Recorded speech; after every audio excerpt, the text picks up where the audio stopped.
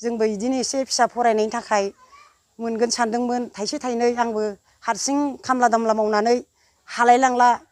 दा आंनि फरायनायफ्रा फिसाफ्रा माबा जाहैबाय आरो सासे हाबा जाबाय नालाय साबा दङ आरो बे साबाया फरायजोबो सासेयाबो मेट्रिक पास जानानै गारनांदों आंनो फोरोंहोनो हायासै नों थादो मनिसायाल' फरायथोंसै होनबाय आङो सानै सानै आं हाबाय थाया होननानै दाबो दाख्लैसो सानैसो मेट्रिक पास जाबाय सेकेन्ड डिभिजन जादों बेयावबो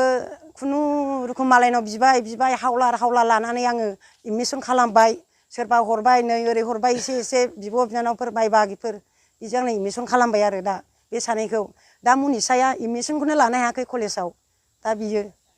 मनिसाया लाथ'नोनो हायाखै आरो दाबो जेनेबा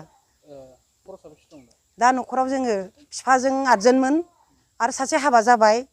दा 6 जन जागोन 6 जन जाहैबाय जों दा फिसाला सासे फिसाजोफोर साब्रै सासे हाबा जाबाय नालाय आरो बेहा गोमाहैबाय नालाय गैलाखौनो सानबाय आङो फिसाजोफ्रा बैसोआथ'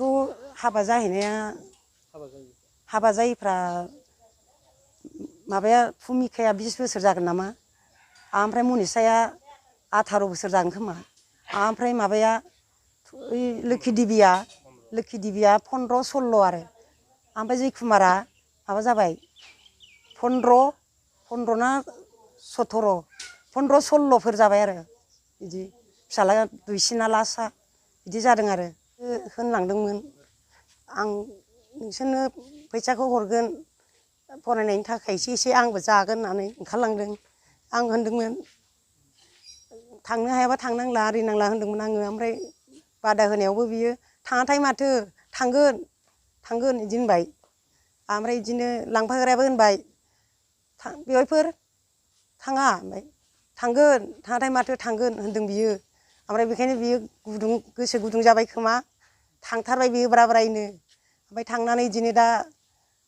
साननैसो मावनानै माबा जादोंनो गुजुनाया अन्थाइ देनाया मावनो हायाखै जाहैदों मावनो हायिखाय ओमफ्राय बिदिनो दा बेमाराबो एसे जाखांबाय खोमा जानानै बिदिनो दै बिबाबो रायजायोनो ओंखामखौबो जाहोयोना जाहोआ एखमबा जाया खिन्थाहरो एखमबा जायो होनो बिदि होननानै दा बिदिनो रानथाबलांनानै थैनाय बायदि जादों माबा जानानै ल' प्रेसार बायदि जादों बियो जेराव टिकेट दाननानै ट्रेनाव माबानो नागिरो बोखांहोयो बियादैफ्रा बोखांबाथाय मानसियानो सिदा जानो हायासैनो ससे थाबायनानै माबाबायनो खुदै गलाबायबायनो अल' खुदै गनानै जग्रबबायनो बे जग्रबनाय ओमफ्राय बिदिनो बियादैफ्रा लांनानै ससे माबानानै आथिङाव हमनानै आखाइयाव हमनानै एकदम डाक्टार लामा बिदिनो डाक्टारनाव आवथिबायबायनो मटर गारि रावबो लाखिया रावबो माबाया इसोरखौबो माबानानै लाखियैखाय आरो बेलेगाव माबाबावबायनो बे बेलेगावबो थांनानै बेयाव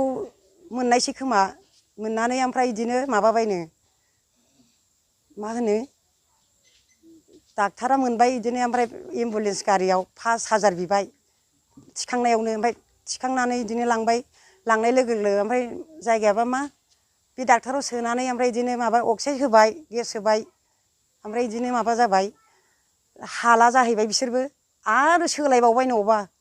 बेबा मा जायगा बेखौबो आं मिथिया जाम्बि मानसि आं बेखौनो लुबैयो प्रमद बर' सारनिफ्रायबो बा बिटिआर सरखारनिफ्रायबो एसे अनसुंथाइ हरबा मोजां जागौमोन सानदों आरो आं दा आंबो बे 1 नं दङागौ गामिनि मंगल बसुमतारी बे मंगल बसुमतारीया बेहा गासै 6 गथ'फोर दङ 7 हिन्जावसा ओमफ्राय सासेया लास्ट हौवासा बिसोर 7-6 जनबो दासान्दि फरायगासिनो दङ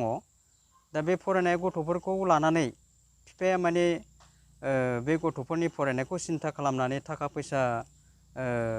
नि सिन्ताखौ लानानै माने बिथाङा बे साउथ इन्डिया तेलेंगाना स्टेटआव मोनसे कम्पानियाव खामानि मावनो थांदोंमोन दा बे खामानि मावनो थांनायाव बिथाङा थांनाय समावथ' न'खरनिफ्राय ओंखारलांनाय समाव देहा सोलेरा मोजाङानोमोन नाथाय जेब्ला तेलेंगाना स्टेटआव सहैयो बै कम्पानियाव अब्ला बे कम्पानियावनो माने माखासे साननि उनाव बिनि माबाया देहायाव बे बेमारा सोमजियो हरखाब बे बेमारा सोमजिनानै माने बेखौ हस्पिटालाव एडमिसन खालामदोंमोन, ट्रिटमेन्ट खालामदोंमोन, नाथाय ट्रिटमेन्ट खालामसेयावबो डक्टरा माने टिबि बेमार जादों होननानै मोनसे रिपर्ट होदों। माने बेबायदि टिबि बेमाराव, गोब्राब बेमाराव नाख्रेबजानानै माने डक्टरफ्राबो बेखौ माने बिनि जिउखौ लाखिनो हानाय जायासै। दा बिनि गोथै सोलेरखौ जोङो गामियाव न'सिम